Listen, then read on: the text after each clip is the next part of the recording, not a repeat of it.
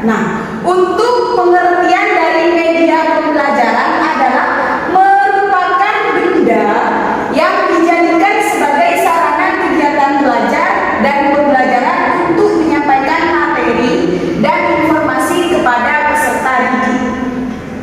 Seperti yang kita ketahui bahwasanya media pembelajaran itu ada proyektor, ada papan tulis, dan lain sebagainya. Next. Untuk pokok pembahasan yang kedua yaitu adalah fungsi media pembelajaran. Nah, untuk fungsi dari media pembelajaran sendiri di sini ada 9. Untuk yang pertama yaitu dapat mengatasi keterbatasan pengalaman yang dimiliki oleh peserta didik. Karena kita tahu bahwasanya peserta didik yang akan kita hadapi itu beragam, tidak sama semua. Makanya dengan adanya media pembelajaran di sini itu dapat mengatasi keterbatasan pengalaman yang dimiliki oleh peserta didik. Dan yang kedua yaitu dapat membuat gagasan abstrak menjadi lebih konkret. Seperti halnya dalam dunia operasi penjumlahan di matematika, jika kita hanya fokus pada penjelasan seperti halnya di papan tulis, kita hanya menulis 1 ditambah 5 gitu. Itu jika bagi anak TK maupun SD itu akan lebih mudah jika kita mengibaratkannya seperti koin. Seperti 1 koin ditambah 5 koin maka menjadi 6 koin. Kira-kira seperti itu untuk pembahasan yang kedua. Untuk yang ketiga yaitu media pembelajaran dapat melampaui batasan ruang kelas. Karena seperti halnya di dalam ruangan kelas itu untuk mengetahui misalnya dalam pembelajaran biologi untuk mengetahui anggota tubuh itu kan tidak ada di dalam ruang kelas. Itu kita bisa mencarinya di lab kimia itu seperti itu. Untuk yang keempat yaitu adalah memungkinkan hanya interaksi langsung antara peserta didik dan lingkungannya. Terus yang kelima yaitu dapat mengarahkan perhatian. Melalui media pembelajaran ini kita bisa mengarahkan perhatian peserta didik kita terhadap media pembelajaran yang kita paparkan. Terus selanjutnya untuk menanamkan konsep operasi atau prinsip. Juga yang keenam adalah mengurangi energi atau usaha berpikir yang harus dikeluarkan peserta didik dalam pembelajaran. Yang kedelapan, membangkitkan motivasi yang merangsang peserta didik untuk belajar. Dan yang terakhir adalah memberikan kesempatan terjadinya pengulangan informasi.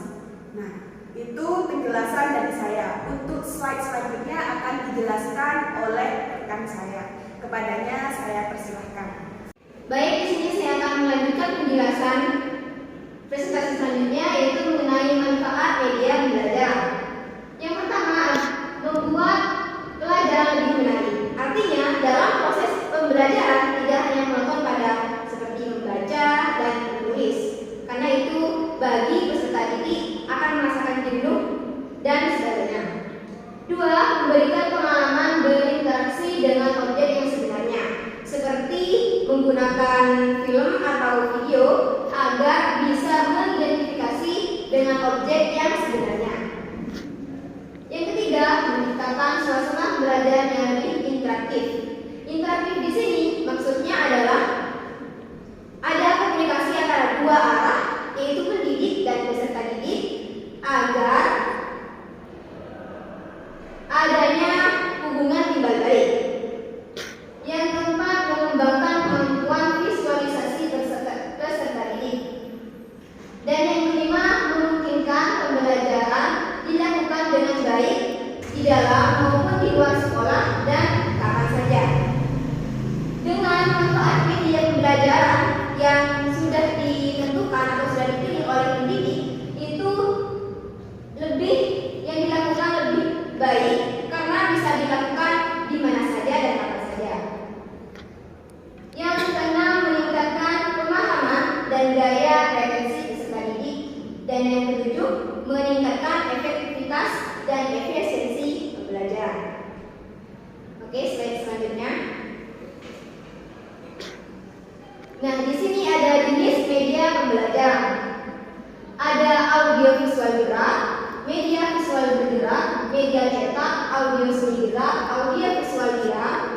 media visualia, dan ada media audio.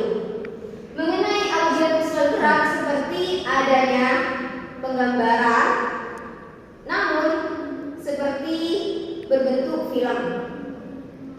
Mengenai media visual bergerak seperti menggunakan video dan media cetak, itu bisa dilakukan seperti dengan brosur dan lain sebagainya. Terima kasih. Selanjutnya akan dijelaskan oleh rekan saya. Terima kasih. Baik, di sini saya akan menjelaskan tentang materi selanjutnya dari teman saya, yaitu untuk jenis-jenis media pembelajaran itu banyak sekali. Yang separuhnya tadi sudah dijelaskan teman-teman saya yang tiga ini. Kemudian di sini ada juga audio seni gerak, audio visualia, media visualia, kemudian media audio. Untuk prinsip pemilihan media pembelajaran, di sini pemilihan media pembelajaran itu tidak serta-merta menggunakan media apa yang kita mau, tetapi harus sesuai dengan konteks materinya. Jadi di sini pemilihan media itu harus sesuai dengan tujuan yang ingin dicapai. Semisal materi bahasa Indonesia, kemudian menggunakan materi matematika seperti perhitungan dan macam-macam. Ya, intinya yang tidak nyambung itu sangat tidak boleh ya. Kemudian ini ada pemilihan media harus berdasarkan konsep yang jelas. Jadi konsepnya itu harus terorganisir, harus jelas tujuannya bagaimana, konsepnya bagaimana, kemudian hal yang ingin dicapai itu seperti apa, nanti itu harus jelas. Kemudian ada pemilihan media yang harus sesuai dengan karakteristik siswa. Sebagai guru itu tentunya kita harus memahami dulu bagaimana siswa itu di dalam kelas, apakah mereka cocok dengan kiranya, apakah cocok dengan metode yang akan kita pakai atau tidak. Kemudian pemilihan media harus sesuai dengan gaya belajar siswa dan kemampuan pendidik. Untuk pemilihan media itu sendiri, kita harus bertanya pada diri kita dulu, apakah kita mampu memakai media ini atau tidak, karena hal itu sangat berpengaruh untuk penyampaian materi nanti. Kan kalau misalnya media yang dipilih itu ternyata kita tidak mampu, lantas bagaimana penyampaian materi itu bisa berjalan dengan baik. Nah, selanjutnya ada pemilihan media harus sesuai dengan kondisi lingkungan, fasilitator, dan waktu kebutuhan pembelajaran. Tidak semua sekolah itu memiliki fasilitas yang lengkap tentunya. Nah, di situ kita harus menyesuaikan, dan kita sebagai guru memang dituntut untuk lebih kreatif dalam menyampaikan materi seperti itu. Itu tergantung sama kondisi lingkungan sekolah, fasilitator yang tersedia di sana, dan waktu kebutuhan pembelajaran. Kurang lebihnya seperti itu. Untuk penjelasan selanjutnya akan disampaikan oleh teman saya. Oke, di sini saya akan lanjutkan dari teman saya tadi. Di sini kita ada media memilih pembelajaran. Yang pertama ada berikut aspek-aspek penting dalam perencanaan pembelajaran. Yang pertama, yang paling utama adalah materi. Jika suatu materi itu tidak dapat disampaikan dengan baik, maka kita tidak akan bisa menyampaikan materi tersebut kepada peserta didik. Karena peserta didik itu memiliki karakteristik yang berbeda dan kemampuan IQ serta otak yang berbeda. Nah, sebelum kita lanjut saya akan menggali tentang materi tersebut. Nah, dari materi ini kita harus mengerti apa itu tujuannya materi tersebut. Nah, di sini tujuan materi tersebut dibuat itu untuk mencerdaskan peserta didik ataupun kita dapat menyampaikan ataupun mentransfer informasi yang kita ketahui tentang materi tersebut kepada peserta didik akan diterima baik oleh peserta didik dan tidak mengecewakan peserta didik. Karena kenapa? Karena kebanyakan dari peserta didik itu ada salah satu yang istilahnya bisa ngomong ke guru, ibu materinya kenapa ya kok bisa seperti ini, bu materinya kenapa ya kok sebabnya ini, akibatnya apa, bu? Nah, maka dari itu tujuannya dari materi ini harus jelas agar peserta didik mengerti dan bisa menguasai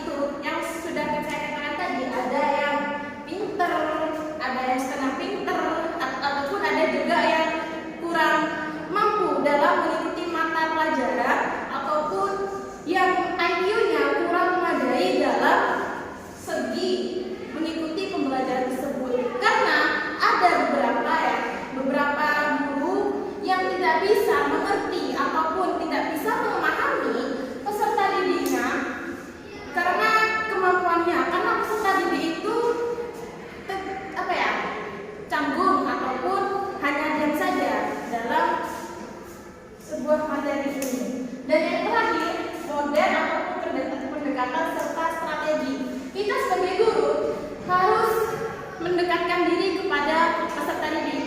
Nah, strategi